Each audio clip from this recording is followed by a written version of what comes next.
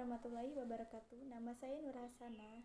Saya dari kelas Perbankan Syariah dengan NIM 19142019.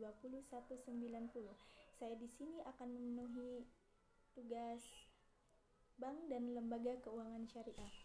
Baiklah, jelaskan mengenai dampak buruk dari implementasi penggunaan riba dan maisir terhadap perekonomian. Dampak buruk riba yang pertama yaitu riba dapat menimbulkan permusuhan antara pribadi dan mengurangi semangat kerjasama atau saling menolong dengan sesama manusia.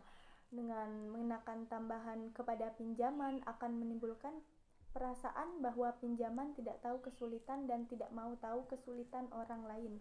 Yang kedua yaitu menimbulkan tumbuhnya mental pemboros dan pemalas. Dengan menggunakan uang, kreditur bisa mendapatkan tambahan penghasilan dari waktu ke waktu, menimbulkan anggapan bahwa dalam jangka waktu yang tidak terbatas ini ia mendapatkan tambahan pendapatan yang rutin, sehingga menurunkan dinamis, inovasi dan kreativitas dalam bekerja. Yang ketiga yaitu riba merupakan salah satu bentuk penjajahan kreditur yang meminjamkan modal dengan menuntut pembayaran lebih kepada peminjam dengan nilai yang telah disepakati bersama. Kemudian yang keempat yaitu menjadikan kreditur mempunyai legitimasi untuk melakukan tindakan-tindakan yang tidak baik untuk menuntut kesepakatan tersebut, karena dalam kesepakatan kreditur telah memperhitungkan keuntungan yang diperoleh dari kelebihan bunga yang akan diperoleh, dan itu sebenarnya hanya berupa pengharapan dan belum terwujud. Kemudian yang kedua yaitu dampak negatif maisir atau perjudian. Yang pertama yaitu berjudi termasuk perbuatan setan yang dapat merugikan pribadi dan orang lain. Yang kedua yaitu dapat merugikan ekonomi karena ketidakpastian usaha yang mereka lakukan dan dapat menimbulkan permusuhan dan kedengkian. Yang keempat yaitu dapat menyebabkan kelalaian dalam melaksanakan kewajiban. Kemudian yang kelima yaitu tertutupnya kepekaan rasa manusiawi dan hilangnya rasa malu dan kasih sayang sesama manusia. Selanjutnya yaitu seseorang menjadi malas bekerja sehingga dapat melakukan perbuatan yang dilarang oleh agama.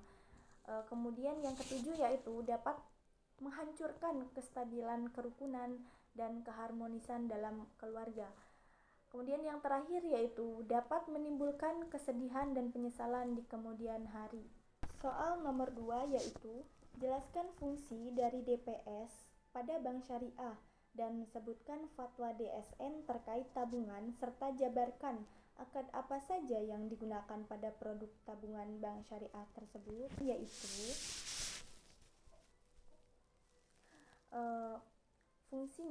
fungsi DPS atau Dewan Pengawas Syariah, yaitu yang pertama memberikan nasihat dan saran kepada direksi serta mengawasi kegiatan bank agar sesuai dengan prinsip syariah.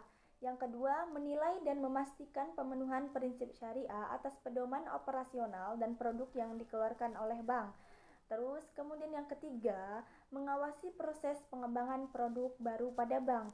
Yang keempat yaitu meminta fatwa kepada Dewan Syariah Nasional untuk produk baru bank yang belum ada fatwanya. Kemudian melakukan review secara berkala atas pemenuhan prinsip syariah terhadap mekanisme penghimpunan dana dan menyalurkan dana serta pelayanan jasa bank meminta data dan informasi. Yang nomor 3 yaitu jelaskan kendala pengembangan BMT. Adapun kendala pengembangan BMT tersebut yaitu yang pertama, akumulasi kebutuhan dana masyarakat belum bisa dipenuhi oleh BMT. Yang kedua yaitu walaupun keberadaan BMT cukup dikenal, tetapi masih banyak masyarakat berhubungan dengan rentenir. Kemudian yang ketiga yaitu beberapa BMT cenderung menghadapi masalah yang sama, misalnya nasabah yang bermasalah. Kemudian yang keempat yaitu BMT cenderung menghadapi BMT lain sebagai lawan yang harus dikalahkan, bukan sebagai partner dalam upaya untuk mengeluarkan masyarakat dari permasalahan ekonomi yang dihadapi. Kemudian yang kelima yaitu dalam kegiatan rutin BMT cenderung mengarahkan pengelola untuk lebih berorientasi pada persoalan bisnis.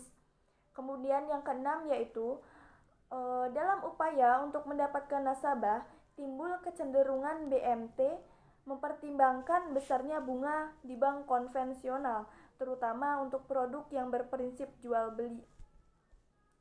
Kemudian yang selanjutnya yaitu BMT lebih cenderung menjadi baitul tamwil daripada baitul mal, di mana lebih banyak menghimpun dana yang digunakan untuk bisnis daripada untuk mengelola zakat, infak, dan sedekah.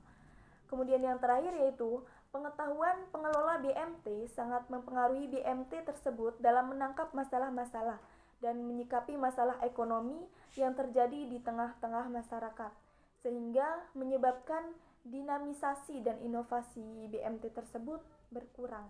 Soal nomor 5 yaitu perbedaan antara asuransi syariah dan konvensional.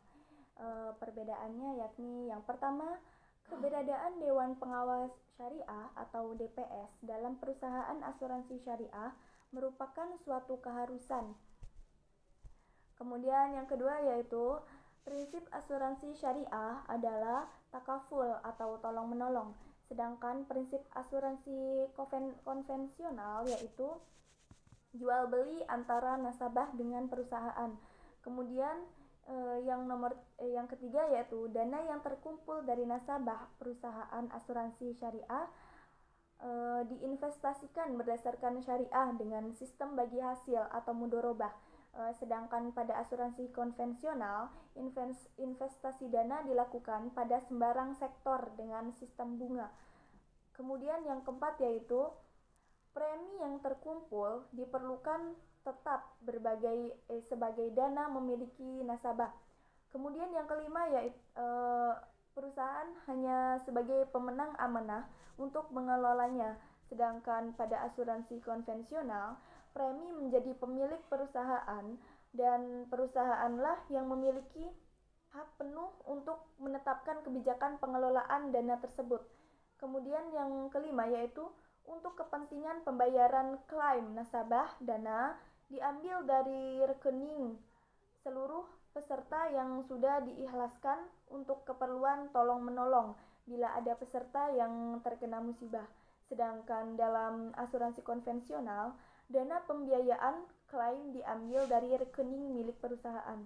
Kemudian yang terakhir yaitu keuntungan investasi bagi dua antara nasabah selaku pemilik dengan perusahaan selaku pengelola dengan prinsip bagi hasil. Sedangkan dalam asuransi konvensional, keuntungan sepenuhnya menjadi pemilik perusahaan jika tidak ada klaim nasabah tidak mendapatkan apa-apa.